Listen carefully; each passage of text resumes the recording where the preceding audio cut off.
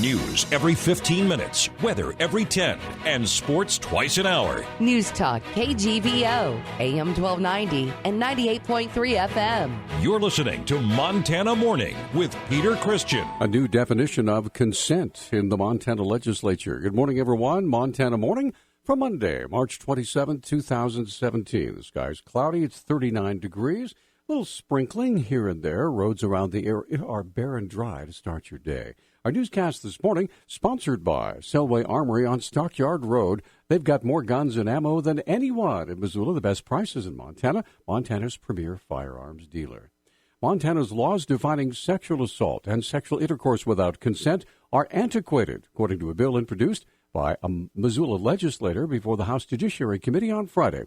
Democrat Diane Sands introduced SB 29 after closely examining the wording in Montana's current laws defining sexual crimes. Out of every 1,000 sexual assaults, very, very few of them are ever charged, and even fewer are actually prosecuted, and even fewer are actually convicted. What this bill does is recognize the modern research that we have on how victims of violent crimes react. Attorney General Tim Fox also appeared before the committee. He explained the new definition of sexual assault within Senate Bill 29. Consent means words or overt actions indicating a freely given agreement to have sexual intercourse or sexual contact. The bill goes on to further clarify that several other common myths that have been used for years to infer that the victim was asking to be raped because of the way that they were dressed or because of a previous relationship do not in and of themselves mean that consent was given. In the second and third readings of the bill, it passed unanimously, but no vote was taken at Friday's hearing.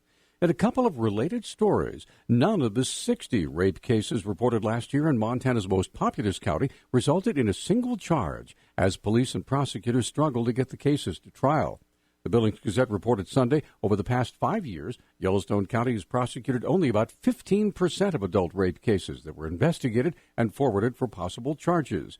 County officials blame the lack of prosecutions on the hesitance of some victims to press charges and the reluctance of juries to convict defendants of rape. And an attorney for a man charged with raping an 8-year-old Billings girl in 1987 has filed a motion to dismiss that charge. The motion argues the statute of limitations for rape charge expired before a 2007 law was passed allowing for sex crimes to be charged for up to 1 year after a DNA match is made. Ronald Dwight Tipton is charged with 3 counts of sexual intercourse without consent. He has pleaded not guilty. Another man was convicted of the rape and spent 15 years in prison before DNA evidence exonerated him in 2002.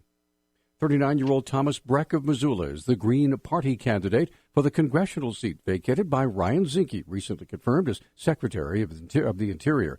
Breck, the father of 3, is a carpenter and a student at U of M. He explains why the Green Party has had to sue to be included on the special election ballot set for May 25th. This last November, I went to Standing Rock, and what I saw there appalled me and motivated me in a way to become involved that I'd never had before. I was a Bernie delegate and saw the Democratic convention in Helena be rigged before my eyes. Breck said the path to getting on the special election ballot was heavily weighted in favor of the 3 major parties, Republican, Democrat, and Libertarian. It was unreasonable to expect any minor party or independent candidate to get these 14-plus thousand signatures. So we're having to fight in court to get ballot. Our position is that I should not have to have big money and connected friends to participate in my democracy. No matter what happens in the lawsuit, Breck said he has launched a write-in campaign across the state.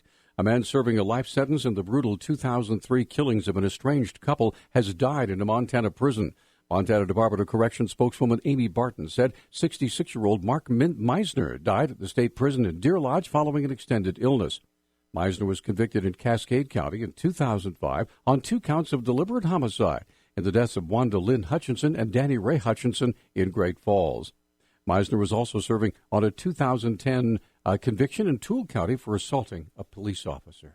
Early Friday morning, Missoula police were searching for a man who had warrants out for his arrest. Public Information Officer Travis Welsh says officers searched many different places in an effort to find the man. Just before 2 a.m., officers were actively looking for a person that they knew to have outstanding warrants out for his arrest.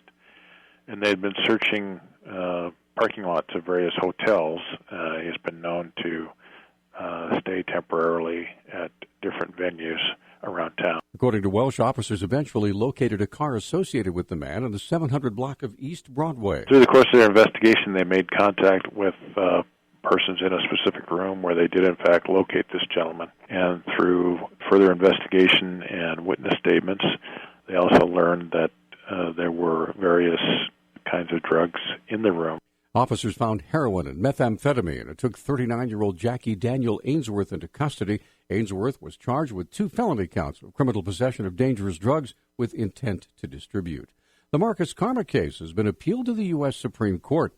Nate Holloway with the Paul Ryan firm has been handling Karma's appeals, and since the Montana Supreme Court has denied the convicted murderer a new trial, Holloway has appealed to the next step. He maintains that Judge Ed McClain should have granted a change of venue for the original trial. We had essentially Marcus's alleged criminal history published on the front page of the newspaper 2 weeks before trial.